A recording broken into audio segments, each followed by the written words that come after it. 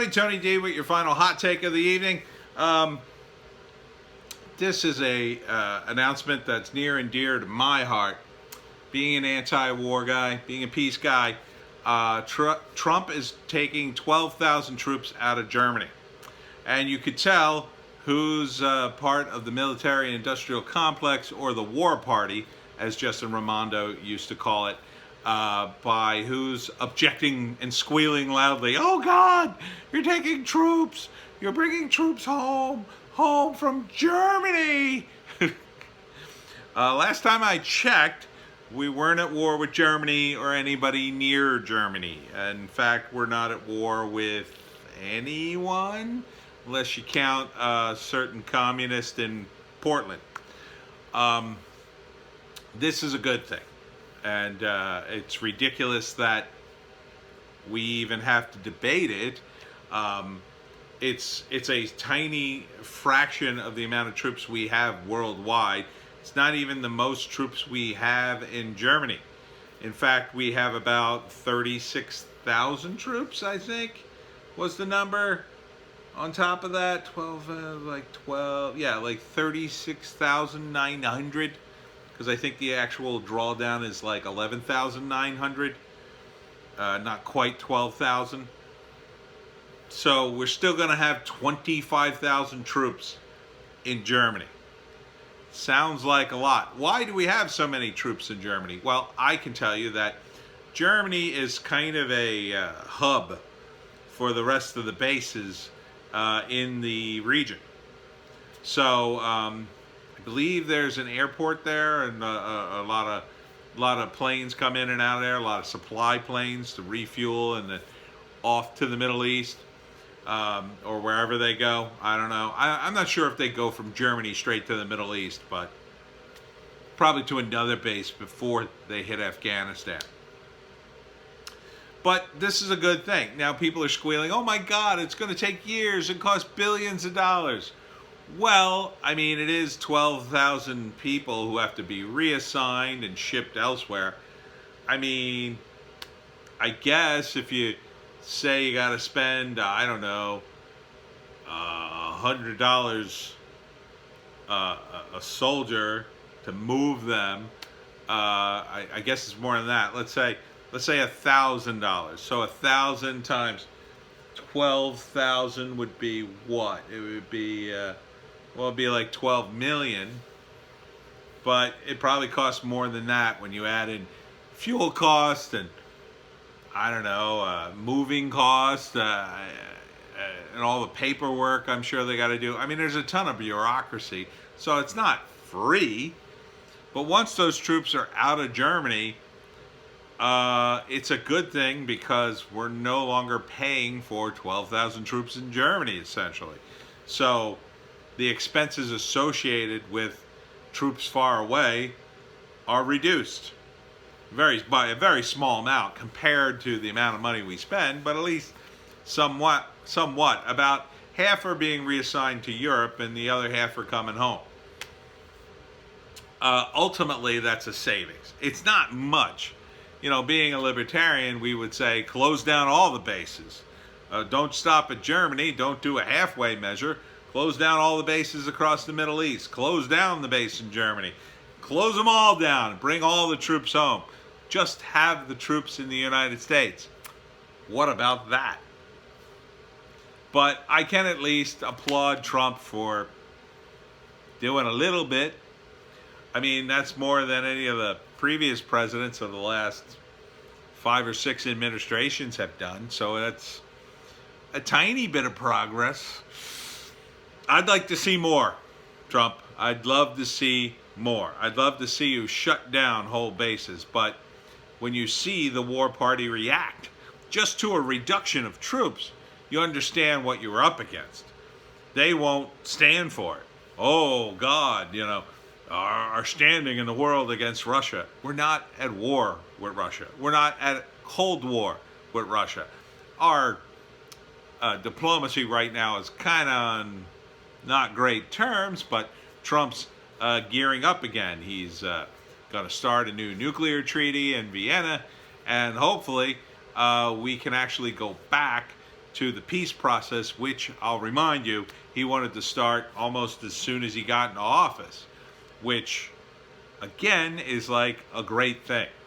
So imagine us making peace with Russia. Then, we got a deal on the table. We're totally peaceful. We're not going to attack each other. We're going to work together. We're going to trade. We're going to develop all that land you have and some of your natural resources, and we're all going to make a lot of money in the process. We're going to move some of our factories from China to Russia. Not all of them, because we need some here, but a few of them. Russians get some jobs. We get some cheaper goods. It's not as cheap as China, of course, because they're not going to use slave labor, but it mitigates the cost somewhat. We're not totally going everything back in America where it would cost way too much money, but we're not totally going to use slave labor. So, yeah, it's somewhere in the middle, which mitigates some of the high costs. So, yeah, we're going to pay higher costs, but we're not getting iPhones made by who knows who, if you know what I mean. So, and again, it's all just my opinion or whatever, but, it's a positive step on the world stage that troops are coming home. Wouldn't you like to see a World War II style bringing the troops home? Big parade, all the troops come home, everybody celebrates. Wouldn't it be nice for the families of those people stationed all over the world to finally have their loved ones home? And they don't have to worry about them. They're in their home country where they're never shot at. Be nice. And, as far as the rest of the world goes, I think the rest of the world can take care of itself. I think there's plenty of weapons out there. I think there's plenty of soldiers all over the world. I think we've established that. As far as the idea of we have to fight them over there so we don't have to fight them here, that's always been BS. It's a nonsensical soundbite from the Bush administration to justify endless war. Yeah, okay. So with that kind of logic, we have to be at war constantly, occupying every country on earth, just in case they might attack us. Yeah, that doesn't work.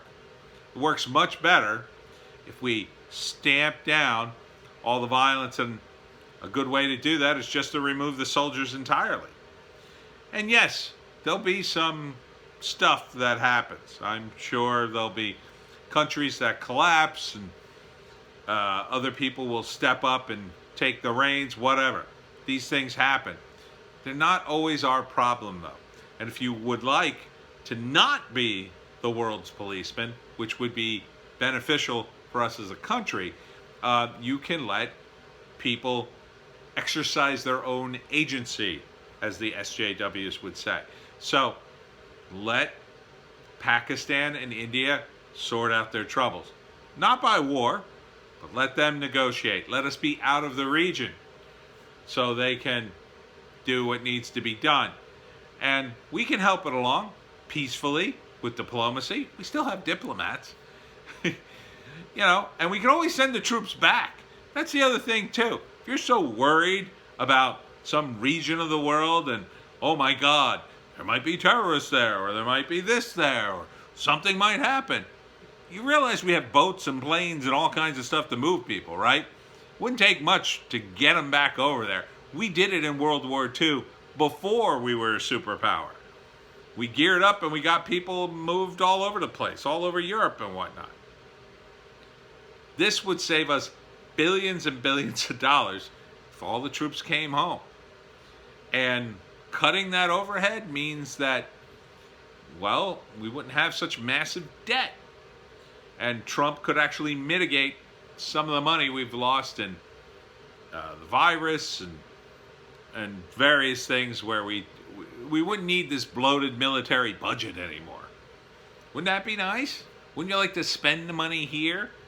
Now, as a libertarian, I would just like to pay off the national debt and do something that's boring and economic, but, at least it would be an improvement if that money was spent here, even if it was, wasted on public schools that still suck. But at least they would be our public schools, not a bunch of public schools in, say, Afghanistan, where they just burn them down, or they don't like them, or they don't really use them, or they get mad at us because we're teaching their girls to read or whatever. So let's bring the troops home. And I, again, applaud Trump's moves. So perhaps this is a direction he'll continue in the future. Peace.